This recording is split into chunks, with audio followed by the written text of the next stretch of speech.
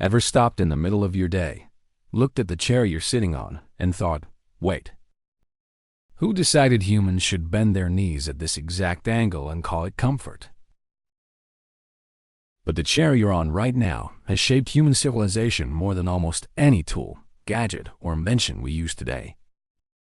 And its story is a little stranger than you might expect. Before we go any further, give this video a quick like.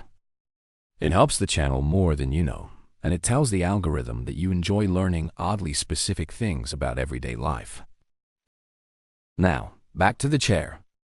This quiet little rectangle of wood, metal, or plastic that we barely notice anymore. The funny thing is, for most of human history, chairs were basically celebrity furniture. They weren't everywhere like they are now.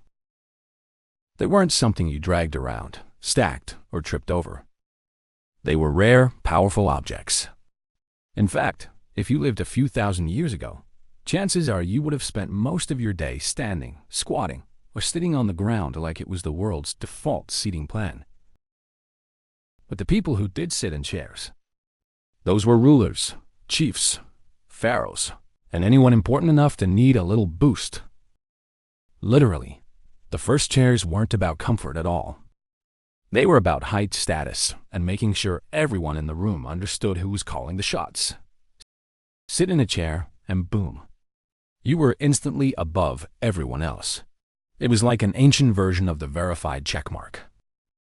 To really understand how bizarre this is, imagine a world where the only people allowed to sit in chairs were, say, CEOs, presidents, and maybe your boss.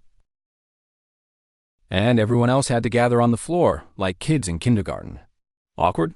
Yes, but that was normal in early civilizations. Sitting on the ground wasn't considered low or embarrassing. It was simply life. And the chair was a symbolic throne, a piece of power carved into wood or stone. So how did this strange piece of furniture rise from royal accessory to the most ordinary thing in your home? And why did humans decide that bending your legs at a right angle was the ultimate upgrade from sitting cross-legged on a mat? To find that answer, we have to travel far back. Past modern offices, past medieval banquet halls, past ancient Greece and Rome. To a time when a chair wasn't just a seat. It was a statement, a piece of authority, a declaration that the person sitting in it deserved to be higher than everyone else, even if only by a few inches. And somewhere along the way, humanity made a choice that would quietly change posture, work, comfort, social structures, and maybe even our spine health forever. But that part of the journey starts earlier than you might think.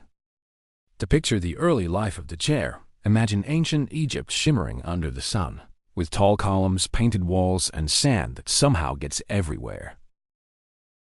In that world, chairs were not scattered around like today's office furniture graveyards. They were carefully crafted objects, built from ebony or carved from stone, topped with animal skins, ivory inlays, and symbols of divine authority. A chair didn't just hold a person. It held an entire social hierarchy. If you walked into a royal chamber back then, you wouldn't see rows of seats for guests. You'd see one towering chair for the pharaoh, maybe a stool or two for very high-ranking officials, and everyone else on the floor. The message was clear: sit if you earned it. And for most people, earning it meant never. But as centuries rolled on, chairs began to shift. They spread from royalty to priests, from priests to scribes, and from scribes to merchants. Almost like the ancient world's slowest trend. And that's when things took an interesting turn. The chair didn't just stay a symbol of status. It became a symbol of literacy, administration, and work. In places like Greece, if you sat in a chair, you were probably doing something that required thinking. Not farming, not hunting, but planning, writing, debating. It's kind of funny when you think about it. The chair, now associated with laziness and long video conference meetings, was once the furniture of deep thought. Philosophers sat in them to argue about logic and the meaning of life. Teachers sat in them to lecture students on geometry. Officials sat in them to make laws that would shape entire civilizations. The chair became a tool of the mind rather than the body. And then Rome arrived, taking everything they touched.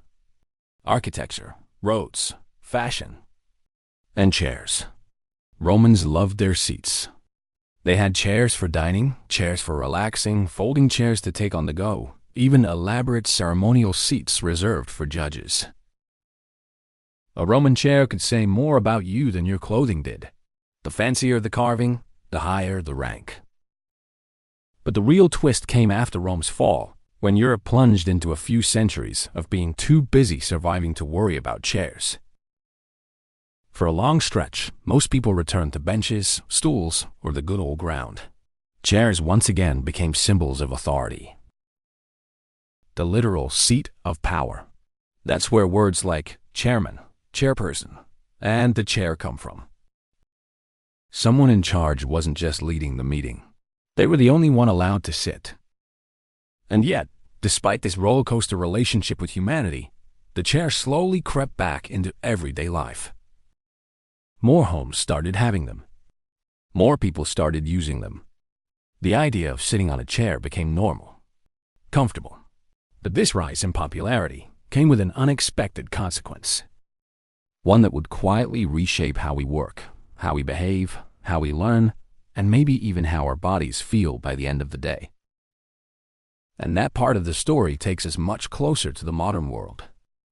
By the time the modern world burst onto the scene with factories, schools, and offices, the chair had finally completed its long journey from royal pedestal to everyday companion. It stopped being a symbol of power and became a symbol of routine. Everyone sat.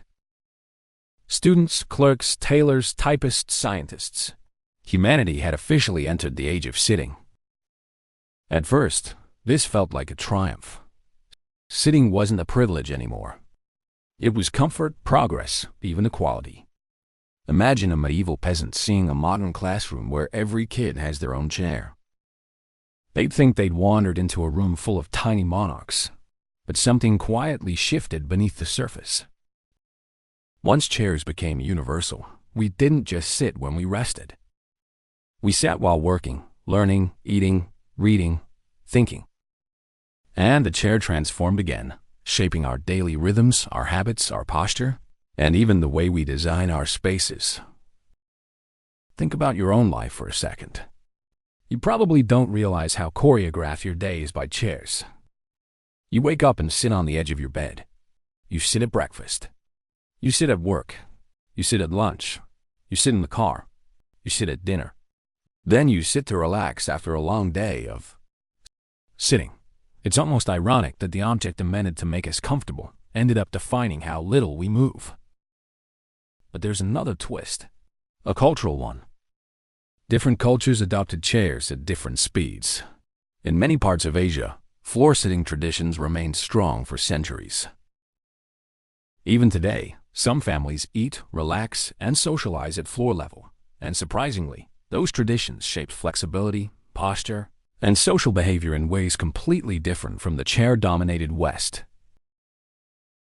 It's fascinating that something as simple as where your hips rest can influence everything from how you stretch to how your legs fold when you're deep in thought. And then came the ergonomic revolution. The moment humans looked at their beloved invention and said, "Okay, this thing is great. But also, why does everything hurt?" Designers began experimenting, adjusting angles, lumbar curves, heights, armrests, headrests. They tried to create the perfect sitting position, even though the body, in its stubborn honesty, was never built to sit for hours at a time. The irony is almost poetic.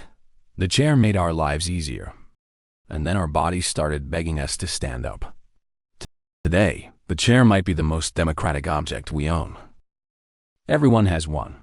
Most people have several. You probably have a favorite. The one that seems to hug you just right, and the least favorite, probably at a relative's house, where sitting feels like punishment.